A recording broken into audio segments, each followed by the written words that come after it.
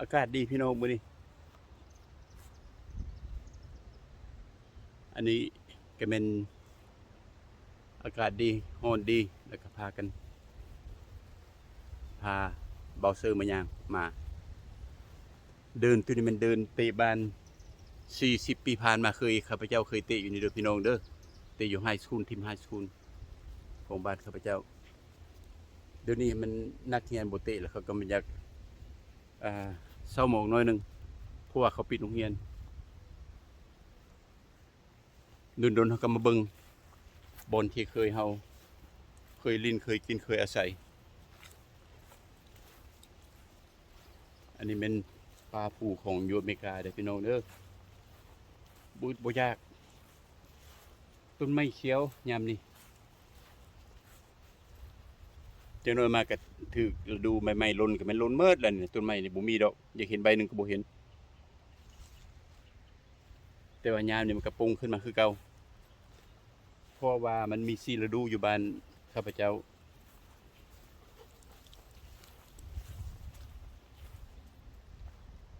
โอ้ลมกันซื่อๆพี่น้องบ่มีหยังฝากความรักความแพงไปไสก็ยังบ่ลืมคิดฮอดคิดถึงเป็นห่วงซะว่าก็แม่นคันว่าคิดฮอดนี่มีบางคนก็พาว่าโอ๊ยมึงบ่มีปัญญามาลาวดอกเพิ่นว่านักอคติจักว่าหมู่อยากไปบ่อยากไปแต่ว่าข้าพเจ้านี่เป็นห่วงคันเป็นห่วงแล้วมันก็คิดถึงเพราะว่าบ่อยากให้มนุษย์เฮานี่นะคุมเหงกัน โดยเฉพาะปัจจุบันแม่นการยึดดินยึดดอนอยู่ในประเทศลาวนัก5-6แขวงภาคใต้สากันทั่วประเทศเจ้าแขวงเจ้าเมืองในบ้านยึดดินยึดดอนของประชาชนเอาไปให้พ่อค้าหน้าเลือดมาสัมปทานถูกต้องบ่พี่น้องรัฐบาลเฮ็ดนั้นถูกต้องบ่ถามรัฐบาลถูกต้องบ่พวกท่านเฮ็ดถูกต้องหรือบ่คนลาวเกิดมาบ่มียุคใดสมัยใดดอกมีนิสัยเปลี่ยนจังซั่นน่ะแต่ก่อนนี่พากันเข้าวัดเข้าวาย่านตั้งแต่บาปทำตั้งแต่ความดีปัจจุบันนี้ผู้ใหญ่ทำชั่วไปตลอดความปากความเว้านี่เก่งศาสนาก็ว่าดีกินมาทั่วประเทศแล้วสมพอจะมีนิสัยอำมหิตผู้ใดก็ยาศาสตร์ใดก็ยารัฐบาลใดก็ยาคันว่ากายึดดินยึดดอนของประชาชนนั่นน่ะอำมหิตที่สุด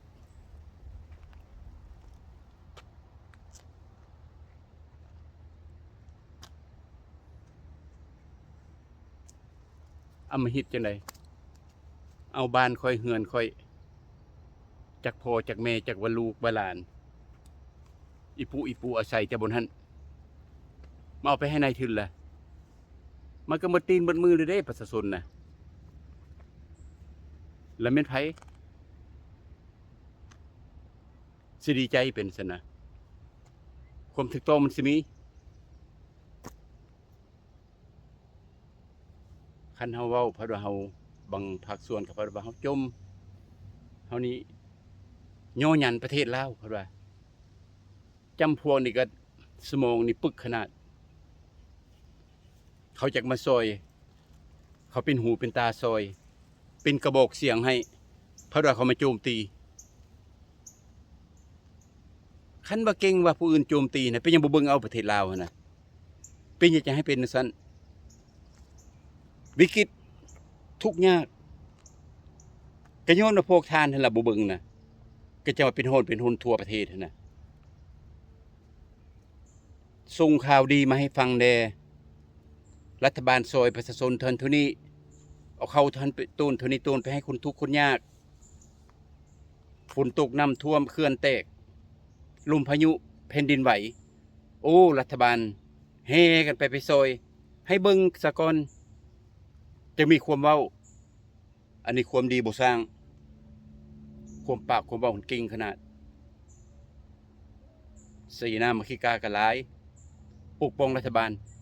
ปกป้องโจรคนประเทศอื่นเว้าจักแม่นเขาเว้าดีเว้าซั่วโอ้มาประมาทคนลาวพากันเป็นฝูงขึ้นแล้วบ่เบิ่งเจ้าของยิงแวนเบิ่งแม่มีผู้เบื้องหลังให้มีผู้ให้ความปรึกษามันดีแล้วอันนี้พี่น้องตัวอย่างพี่น้องไทยหั่นเว้าบ่ได้จักน้อยเขาเว้าถูกละตามเขาเจ้าฟังเบิ่งอยู่นี่ตัวใดเขาก็เว้าถูกหลายเกลียดชังกันขึ้นคันว่าไอ้นงเวียดเสนยบ่เงินบ่คำดับบ่เว้ากุมหัวอยู่มืนตาขาวม่านอยู่แล้วสิว่าตุสลาดบ่น่ะเขาคำไปจนเป็นพันกิโลแล้วมิตรไอ้นงเวียดฮักเพลงเขาเม็ดฮักพักเส้นหนึ่งผิดพี่น้องข้าพเจ้าบริสั่งเลยเริ่มมาเบ้ามาให้ฟังเลยนะอย่าให้พวกท่านเปิดหูเปิดตาเด้กุมหัวงูไปตลอดเขากุมหัวควรระบบนะคนเวียดคนจีนนะโอ้ยคนลาวบุมียังเขาไปโลดผู้ใดอยากได้ยังนะ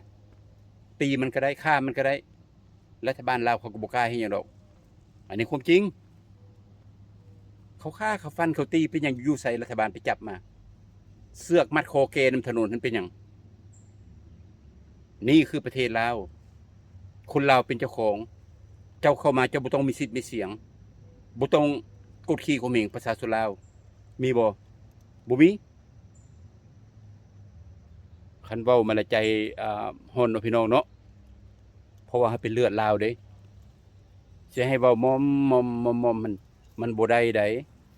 ยามแข็งเฮาก็แข็งยามอ่อนเฮาก็อ่อนยามเป็นหมู่เฮาก็เป็นยามเป็นศัตรูเฮาก็สิได้ประกาศขึ้นในพี่น้องเด้มันบ่แม่นว่าคนลาวเลยเอาเนี่ยเฮ็ดหยังก็ได้มันบ่ได้พี่น้องคลิปสั้นๆมีขอบใจหลายๆเด้อพี่น้องเด้อฟังกันเอาเหตุผลมาฟังกันมาเว้ากันมาลมกันตัวดีๆเฮามาบอกกันตัวที่ชั่วเฮามาบอกกันคนลาวเฮาคันเฮาบ่บอกคนลาวบ่ฮักคนลาวชาติอื่นบ่มีทางพี่น้องเขาจะฮักลาวและลาวต้องฮักกันขอบใจเด้อพี่น้องเด้อ